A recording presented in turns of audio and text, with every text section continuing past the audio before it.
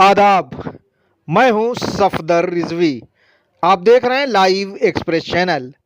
आपसे गुजारिश है इस चैनल को सब्सक्राइब करें, लाइक करें, शेयर करें और कमेंट करें। अब देखें एक अहम खबर। वक्फ में हुए घोटालों ने कौम के खुद साख्ता रहबर मौलाना कल्बे जवाद की इज्जत मिट्टी में मिला दी है। नतीजतन हर कोई उन्हें आज का यजीद कह रहा है। अभी हाल ही में एक मजलिस में लोगों का ज़मीर झिझोड़ने के लिए मशहूर खतीब मौलाना गजनफर अब्बास ने मौलाना कल्बे जवाद को वक्फ का लुटेरा और वक्त का यजीद बताया। उन्होंने मरहूम मौलाना मुमताज़ अली की बरसी की मजलिस में वक्फ को लेकर क्या क्या कहा, वहां मौजूद रहे शियतुस सफ़ा अंजुमन के जनरल सेक्रेटरी सरफराज हुसैन से हमने बात की। सुने बातचीत के अहम हिस्से। मौलाना गजनफर अब्बास टूसी ने मौलाना मुमताज साहब मरहूम की बरसी की मजलिस पढ़ी जी, जुमे के रोज इमामिया हॉल में। सही। उन्होंने सबसे पहले मौलाना मुमताज की जो दीनी खिदमत है उन पर रोशनी डाली। जो मौलाना मुमताज ने किताबें लिखी दीन के लिए उस पर रोशनी डाली। जो मौलाना मुमताज के शागिर्द हैं इतने सारे उन पर रोशनी डाली। और मौलाना मुमताज के लिए उन्हें खास बात ये कही कि मौलाना मुमताज ने पूरी जिंदगी में कभी कुछ इकट्ठा नहीं किया, जिसका सबूत यह है कि उनके मरने के बाद उनकी बेवा और 2 बेटियों के पास एक गज जगह भी नहीं है दुनिया में। इसका मतलब वो प्योर दीनदार थे। उन्होंने कहीं दौलत इकट्ठी नहीं की, दौलत कमाने के लिए उन्होंने काम किया। ये तो उन्होंने मौलाना मुमताज के बारे में कहा जी। दूसरी बात जो उन्होंने कही वो जो हिंदुस्तान में वक्त लूट हो रही है, लखनऊ से लेकर दिल्ली तक जी, और जो वक्त लूट रहा है उनके बारे में उन्होंने तफसील से कहा कि जो मौला हुसैन ने मदद मांगी थी करबला में, वही आज वक्त भी मदद मांग रहा है। आज के यजीद के खिलाफ आपको आवाज बुलंद करनी चाहिए और माले इमाम बचाना चाहिए। जो दरगाह शाह मर्दा में करोड़ों रुपया, दिल्ली की दरगाह शाह मर्दा में करोड़ों रुपए का घोटाला हो रहा है, उसके खिलाफ लोगों को आवाज बुलंद करनी चाहिए। और उन्होंने उसकी निशानी ये दी कि शिया यूनिवर्सिटी के नाम पर करोड़ों रुपए का घोटाला हुआ, जो यूनिवर्सिटी ना कभी बननी थी ना कभी बनी। लोगों के ऊपर मुकदमे लगे, करोड़ों रुपया उसमें इन्होंने खाया उसके नाम पर और लोगों को बेवकूफ बनाया। दूसरी बात है कि इन्होंने नाम दिया था कि हम एक इमाम हुसैन का रोजा बनाएंगे। इमाम हुसैन का रोजा ना बनाकर इन्होंने वहां अपने लिए 3 रूम आलीशान सेट बना लिया 50 लाख रुपए खर्च करके, जिसमें ये ऐश परस्ती करते हैं, अपने इस्तेमाल में ले रहे हैं। कौन और यहाँ भाई जो कल्बे जवाद और कल्बे जवाद की टीम है, जो अंजुमन हैदरी दरगाह शाह मर्दा पर काबिज बैठे जी, वो लोग उनके इस्तेमाल में आ रही है, कौम के इस्तेमाल में थोड़ी आ रही है। सही। इस पर उन्होंने रोशनी डाली कि आज के यजीद के खिलाफ आपको आवाज बुलंद करनी चाहिए। और उन्होंने आज का यजीद सीधा सीधा कल्बे जवाद और उसके ग्रुप को बताया। उन्होंने जो यजीद बताया वो सीधा सीधा कल्बे जवाद को कहा। उन्होंने कि कल्बे जवाद और उसका ग्रुप पूरे हिंदुस्तान में, खास तौर से लखनऊ में और दिल्ली की दरगाह शाह मर्दा में अपना गैर कानूनी तसल्लुत जमाए बैठे और यहाँ से करोड़ों रुपए का खुर्द-बुर्द कर रहे हैं। आज का यजीद है कल्बे जवाद। अच्छा, ये उन्होंने साफ साफ कहा कि साफ साफ कि आज का यजीद है। बिल्कुल साफ साफ कहा उन्होंने। इसके लिए सैकड़ों लोग वहाँ गवाह थे। क्योंकि ये सर्टिफिकेट तो जो है मौलाना कल्बे जवाद ही बांट रहे हैं लोगों को, उलमा को भी वो नुत्फ़ा यजीद कह रहे हैं।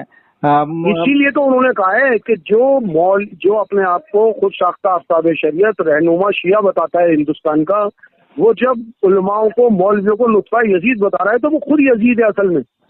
लेकिन क्या आपको लगता है कि मौलाना कल्बे जवाद नुत्फ़ा यजीद हैं? भाई मुझे कैसे लग सकता है ये बात, मैं तो उनके बारे में जानता ही कुछ नहीं था। उनके वालिद कब इंतकाल कर गए, उनके वालिद की शादी किससे हुई थी, मुझे क्या पता। अमाल बताते हैं, इंसान का कैरेक्टर, इंसान का अमल बताता है जी। कोई भी शख्स जो है यजीद नहीं होता, उसका कैरेक्टर यजीद होता है। हम जो अपना कैरेक्टर हुसैन के मुताबिक जीते हैं, जो हम लोग जिंदगी जीते हैं, तो हम अपने आप को हुसैनी कैसे बताते हैं? हमारे पास कुछ सर्टिफिकेट थोड़ी है। हमारा कैरेक्टर बताता है कि हम हुसैनी हैं। नहीं, हम ये जानना चाह रहे हैं कि सरफराज हुसैन मौलाना गजनफर अब्बास के कहने पर मौलाना कल्बे जवाद को नुत्फ़े यजीद कह रहे हैं, या वो उनकी कोई तहकीक भी है कि उनका अरे ऐसा भाई, कैरेक्टर है? मैं बताता हूँ, मैं ना गजनफर तूसी साहब के को फॉलो कर रहा हूँ, ना किसी और आलिम को फॉलो कर रहा हूँ। मैं तो खुद जो कल्बे जव्वाद की बात है उसको दोहरा रहा हूँ कि कल्बे जव्वाद ने यह कहा है कि आज के उलमा, ऐसे उलमा जो वक्त तहरीक में मेरा साथ नहीं दे रहे हैं, वो नुत्फ़ा यजीद है। तो उलमाओं को कह रहा है ना वो। जी। और अगर खुद कल्बे जव्वाद वक्त खा रहा है तो खुद कल्बे जव्वाद क्या हुआ? वो भी तो नुत्फ़ा यजीद हुआ। जो आप जो बात कह रहे हैं, अगर हम बीच के और निष्पक्ष आदमी बन के आपसे पूछें कि आपने बिल्कुल निष्पक्ष, बिल्कुल अनफेवरेबल बनिए, किस बिना पे आपने मौलाना कल्बे जवाद को ये कह दिया कि वो वक्त खा रहे हैं, आपके पास कोई सबूत है? मैं सबूत बताता हूँ आपको अगर कब्रों की 5-5 लाख रुपए के सबूत में दिलाऊंगा, कब्र की जगह के लिए 5-5 लाख रुपए ले रहे हैं। मैं आपको एक ऐसे मॉल का सबूत दे सकता हूँ कि जिसके लिए मौलाना कल्बे जवाद ने तहरीक चलाई कि वहाँ मॉल बन रहा है वक्त पे माल पर, और जब वो मॉल बनकर तैयार हो गया तो उसी की रिबन मौलाना कल्बे जवाद ने काटी। अब्बास बाग करबला देख लीजिए, पुराना मुआब देख लीजिए, अभी 32,000 कितने लोगों को फ्लैट देने का झांसा दिया गया। 36,000 एप्लीकेशन उन्होंने ली है और उन्होंने वादा किया था। उसमें कितने लाख रुपए कौम के खुर्द और खराब हो गए बेचारों के पेपर बनवाने में। 4 और वो क्या नहीं, तो फिर वो किसका नुकसान है? भाई आप क्या सबूत चाहते हैं और क्या सबूत दें हम? क्या वहां पर ले जाके रजिस्ट्री दिखा दें? देखिए, जिस रजिस्ट्री की बात आप कर रहे हैं वो रजिस्ट्री तो इन्होंने सिर्फ अलीगढ़ में वफ अली अकबर, जिसके वारिस मोहम्मद इब्राहिम हैं, उनकी ज़मीन को बेचा है, और 60 लाख रुपया जो 1 नंबर का है उसमें बेचा है। बाकी तो उन्हें करोड़ों रुपया मिला होगा। वो रजिस्ट्री मोहम्मद इब्राहिम ने दिखाई है, बार बार दिखाई है, उससे संबंधित सारे कागज़ दिखाए हैं। मौलाना कमरुल उसके गवाह है, उनके सिग्नेचर हैं उस पर। इसी तरह लखनऊ में एक और ज़मीन इन्होंने वक्फ माल की मस्जिद की मौलाना घोसी से बिकवाई। मौलाना घोसी ने बहुत ही चालाकी से मौलाना कल्बे जवाद से एक कागज़ पर सिग्नेचर भी ले लिया है। तो बेनकाब तो हुए हैं, लेकिन आप लोगों ने कुछ ज़्यादा ही कह दिया। भाई, आप सीधे सीधे मौलाना कल्बे जवाद को नुत्फ़े यजीद कैसे कह सकते हैं? और हम सुन भी नहीं सकते, वो हमारे लखनऊ के हैं। हमें याद है कि आप वही सरफराज हुसैन तो हैं जिन्होंने सूफ़ी कलवा के मर्डर के मामले में मौलाना कल्बे जवाद को बचाने के लिए अपने वतन साकनी के लोगों को की बलि दी। आप मौलाना कल्बे जवाद से कितनी मोहब्बत करते हैं सब कुछ पता है, इसीलिए आप जानबूझकर उनके खिलाफ कुछ नहीं कर रहे हैं, सिर्फ मुंह से बोलते रहते हैं। 6 जगहों के मुतवल्ली बने बैठे हैं, इनका दामाद वक्फ बोर्ड का चेयरमैन बना बैठा है। अगर वक्फ बोर्ड में, देखिए मेरी बात सुनिए, देखिए साहब, 107 उलमा बैठे थे मौलाना मोहसिन साहब की क़यादत में, और उन्होंने मीटिंग की थी, उसके बाद लेटर लिखा था, और उस लेटर के बाद ऐसी खबर आई कि मौलाना मोहसिन साहब को उन्होंने तलब किया और उसके बाद झाड़ा फटकारा, डांटा। ये सारी चीज़ें आपके इल्म में इसलिए भी है क्योंकि आप शिया जामा मस्जिद की जो अंजुमन है शियतुस सफ़ा, उसके जनरल सेक्रेटरी हैं। इस ताल्लुक से आप बताएं कि मौलाना मोहसिन साहब ने जो आवाज़ उठाई थी वो आवाज़ एकदम धीमी क्यों हो गई, और ऐसा लग रहा है कि वो कुचल दी गई? देखिए, सबसे पहली बात तो ये कि मैं आपकी गलतफहमी दूर कर दूं कि कल्बे जवाद ने डांट लगाई, फटकार लगाई, इसका मेरे पास तो कोई सबूत नहीं। देखिए, मौलाना मोहसिन को डांटने और फटकारने की बात मौलाना धोबी ने बताई, उसे आप कैसे छुपा सकते हैं? दूसरी बात आप कह रहे हैं वो आवाज दब गई या कुचल गई, ऐसा बिल्कुल नहीं है। मौलाना मोहसिन ने बाकायदा उनको लिखकर एक क्लिप भी निकाली कि भाई आप हिसाब लें, ये लोग हिसाब देने को तैयार हैं। बाकायदा अंजुमन शियतुस सफ़ा के अहदेदारान ने एक वीडियो क्लिप निकाली जिसमें उन्होंने हिसाब देने की बात कही।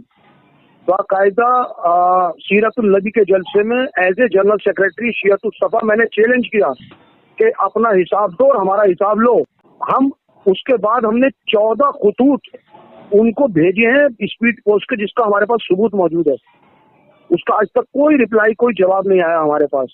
तो ऐसा नहीं है कि आवाज दब गई, ऐसा है कि अब रिप्लाई नहीं आ रहा है। उसके बाद सुना ये गया था कि आप लोग दोबारा उलमा की फिर से मीटिंग करने वाले थे, उसके लिए प्लानिंग बना रहे थे, लेकिन करने वाले थे नहीं, करने वाले हैं। जहाँ तक उलमाओं की मीटिंग का सवाल है, वो हम बहुत ही अनकरीब शियतुस सफा की हेड ऑफिस में एक उलमाओं का जलसा करने जा रहे हैं, और वो सिर्फ औकाफ के ऊपर होगा। उसमें जो हमारा मेन एजेंडा होगा कल्बे जब्बाद होगा, उसमें जो हमारा मेन एजेंडा होगा वक्फ प्रॉपर्टीज को बचाना होगा, उसमें जो हमारा एजेंडा होगा जो उलमाओं के खिलाफ ये बदतमीजी की जा रही है, बदकलामी की जा रही है, वो होगा। ये 3-4 एजेंडे पर हम मीटिंग करने जा रहे हैं अभी बहुत जल्दी। सरफराज साहब, एक सवाल मेरा आपसे है कि वक्त तो तभी बचेगा जब आप गवर्नमेंट की पॉलिसी पे अमल करेंगे। यानी अभी सरकार ने वक्फ एक्ट के तहत ये कहा है कि सबसे पहले उसका रजिस्ट्रेशन कराया जाए, तो ना दिल्ली में रजिस्ट्रेशन हो रहा है, ना लखनऊ में हो रहा है, ना और दूसरी जगहों पे जहां होना चाहिए, क्योंकि वक्फ प्रॉपर्टी तो आपकी पूरे देश भर में है, और उसके लिए कहीं से भी कोई ढंग की आवाज नहीं उठ रही है कि सबसे पहले वक्फ का रजिस्ट्रेशन कराया जाए। उसके बाद का आने वाला मामला तो आगे आएगा, पहले तो रजिस्ट्रेशन होना चाहिए। क्या आपको लगता है कि रजिस्ट्रेशन की जरूरत है और इस पे ध्यान दिया जाना चाहिए? देखिए, उम्मीद पोर्टल जो एक ऐप गवर्नमेंट ने निकाला है, उस पर हमने बाकायदा सीईओ से, वो काम नहीं कर रहा था, हमने बाकायदा सीईओ से मुलाकात की, अजीमुल हक साहब से, जो दिल्ली वक्फ बोर्ड के सीईओ हैं। जी। और उन्होंने ये कहा कि अभी उम्मीद पोर्टल में कुछ प्रॉब्लम आ रही है और ये वक्फ बोर्ड की जिम्मेदारी है कि वो उम्मीद पोर्टल पर तमाम वक्फ प्रॉपर्टीज को रजिस्टर्ड करे।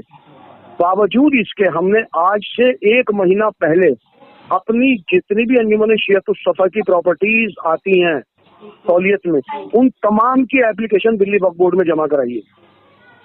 जी। दिल्ली के बारे में हम बता रहे हैं कि दिल्ली में हम लोग वक्फ प्रॉपर्टीज को उम्मीद पोर्टल पर रजिस्टर्ड कराने के लिए बहुत तेजी से काम कर रहे हैं और बहुत मुस्तैदी से काम कर रहे हैं। अब बात आती है यूपी की। यूपी में चेयरमैन है अली जैदी जी।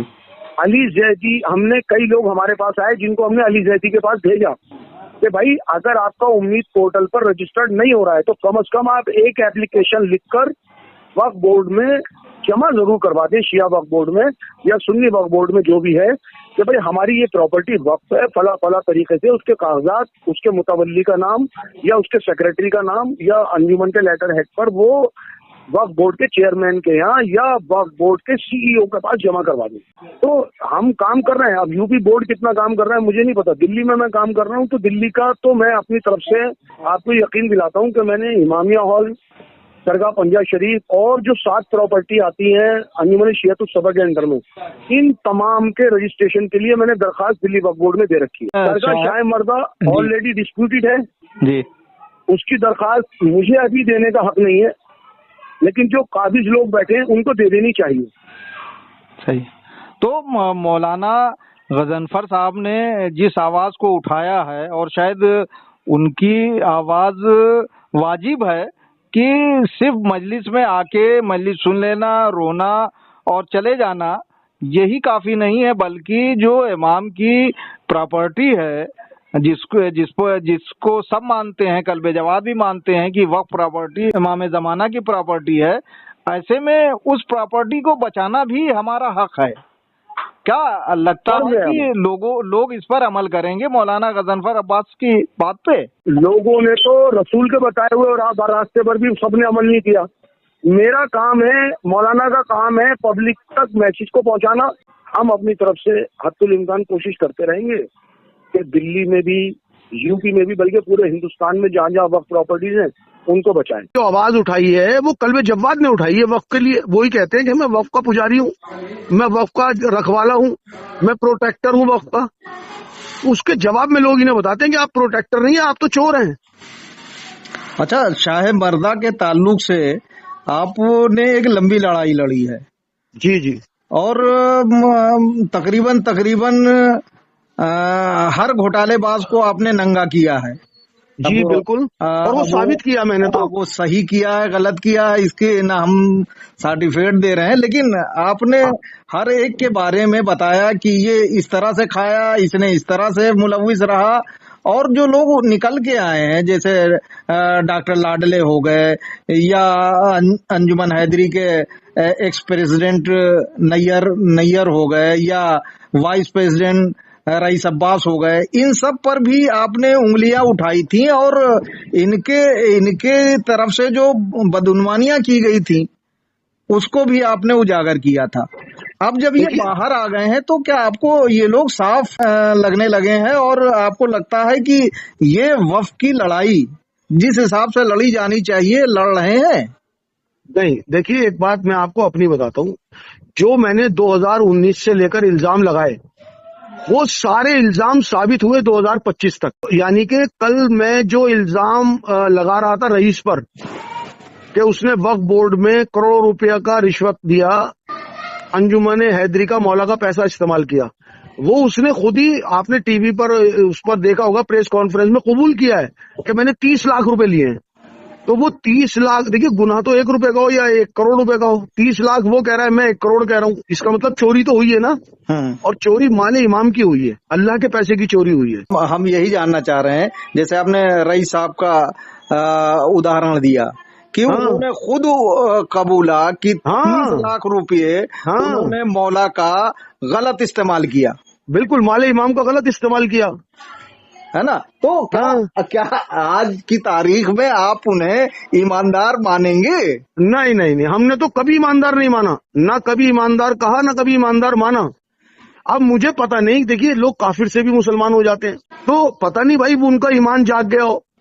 क्योंकि जब एक माफी पे हुर को जन्नत मिल गई जी, हो सकता है मौला इन्हें भी माफ कर दे। भाई मैं तो होता नहीं माफ करने वाला, क्योंकि माल तो मौला का है। क्योंकि अभी जब पंजे शरीफ में सालाना मजालिस चल रही थी शहीद राबे की, तो इत्तेफाक से मेरी मुलाकात रईस साहब से हुई।